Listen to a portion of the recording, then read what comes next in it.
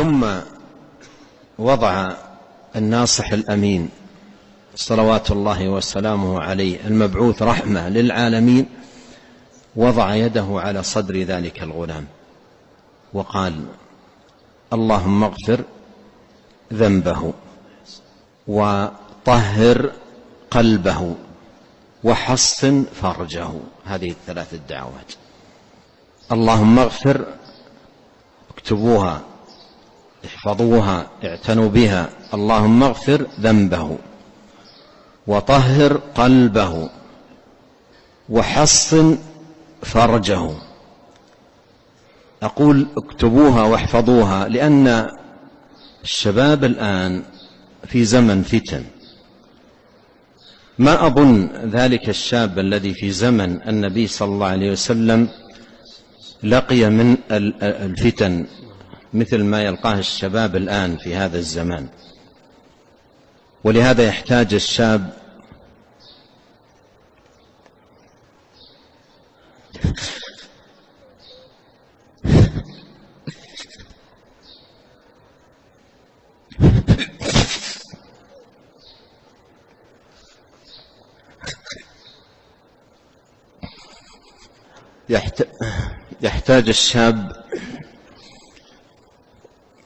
في هذا الزمان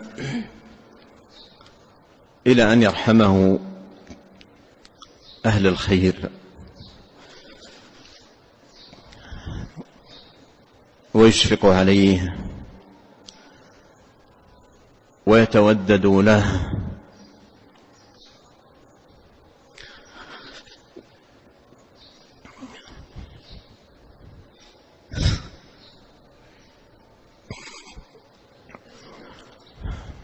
ويدعو له بصدق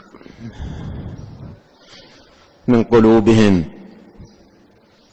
دعوة الوالد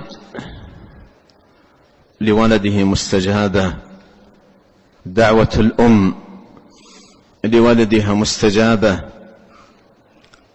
لا يقل الوالد في حق ولده يخزاه الله أو قبحه الله أو لعنه الله، لا يكن عونا للشيطان عليه.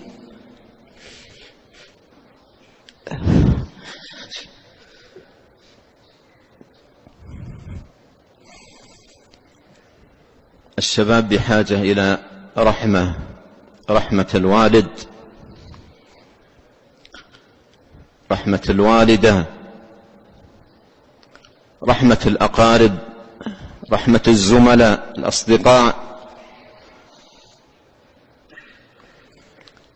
الشباب بحاجة إلى هذه الدعوات الصادقة من قلوب صادقة راجية ما عند الله سبحانه وتعالى. اغفر ذنبه، طهر قلبه، حصن فرجه. هذا الشاب في زمن النبي صلى الله عليه وسلم على إثر هذا النصح وهذه الرحمة وهذا الدعاء منه صلوات الله وسلامه عليه، قام من عند النبي صلى الله عليه وسلم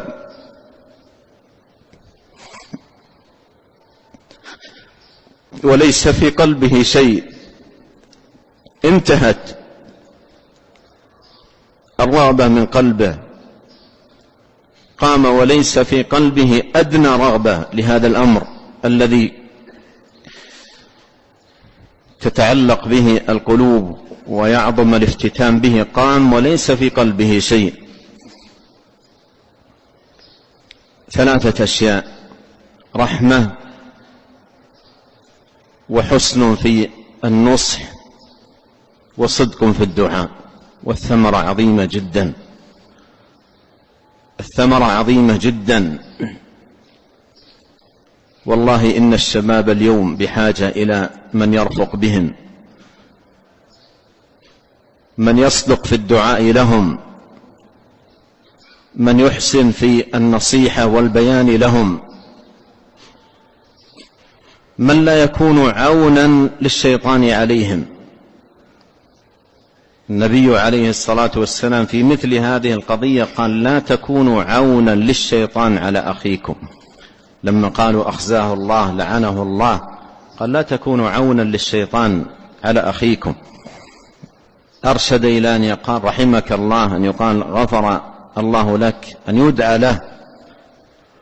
فالحاصل أن هذه المعاني التي وسع النبي صلى الله عليه وسلم البيان فيها، تعميقها في القلوب موقظ للقلب، موقظ للقلب. أتحبه لأمك، أتحبه لبنتك، أتحبه لأختك، إلى آخره. هذا موقظ للقلب إيقاظا عظيما.